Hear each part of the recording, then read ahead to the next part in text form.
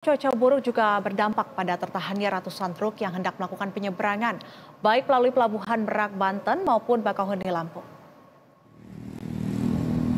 Ratusan truk ekspedisi masih tertahan di jalur Cikuasa atas Cilegon, Banten, atau tepatnya di luar area Pelabuhan Merak.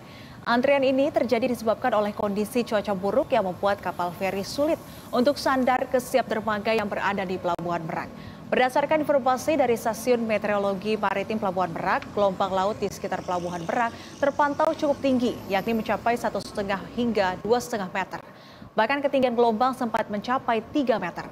Salah seorang supir truk yang hendak melakukan penyeberangan ke Pulau Pelabuhan Bakauheni, Lampung melalui Pelabuhan Merak mengatakan hampir semalam ia bersama dengan sopir truk lainnya berada di daerah Merak untuk menunggu giliran masuk ke dalam badan kapal feri.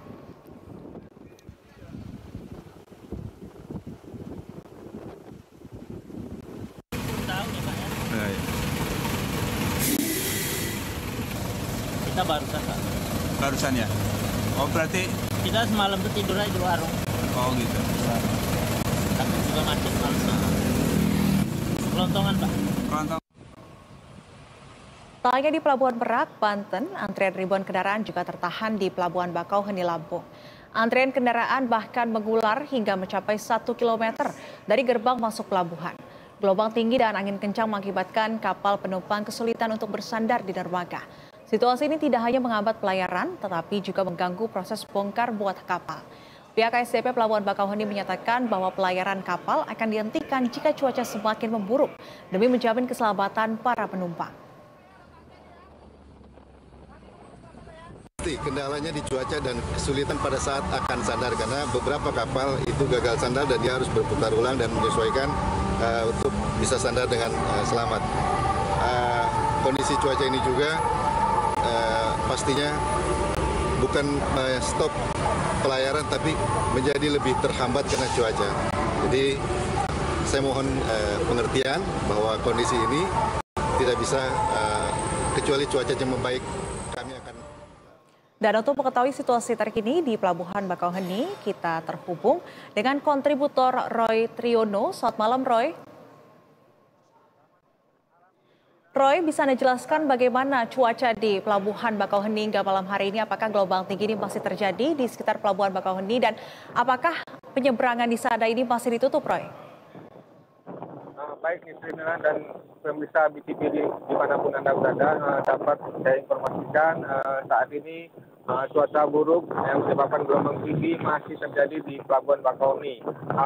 Hal ini menyebabkan pelayanan penyeberangan hingga saat ini masih terganggu. Diketahui juga ini cuaca buruk ini sudah terjadi sejak hari Minggu kemarin dan hingga malam ini masih terjadi gelombang tinggi hingga menyebabkan ratusan kendaraan baik pribadi maupun angkutan barang masih tertahan di Pelabuhan Bakauheni.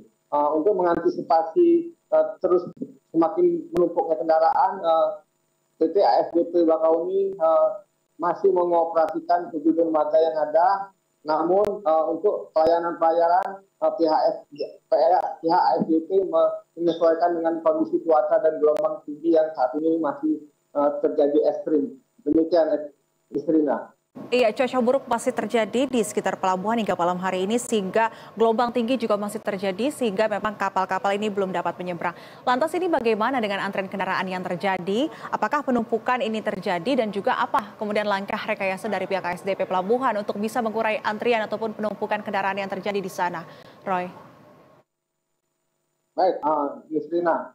Untuk mengantisipasi semakin menumpuknya kendaraan yang ada di Bakauheni, pihak ASDP tetap mengoperasikan 7 dermaga yang ada. Namun pelayaran dilakukan dengan menyesuaikan kondisi cuaca. Selain itu juga pihak ASDP bekerjasama dengan Polres Lampung Selatan melakukan sistem delay system untuk mengantisipasi penumpukan yang terus terjadi di Pelabuhan Bakauheni. Delay system dilakukan dengan menyediakan kantong-kantong parkir di luar Pelabuhan Bakauheni, terutama di rest area ataupun di rumah makan yang ada sepanjang Jalan Lintas Sumatera.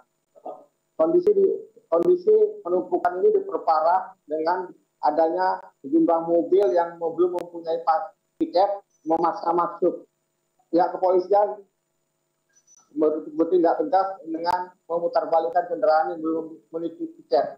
Demikian Kristina.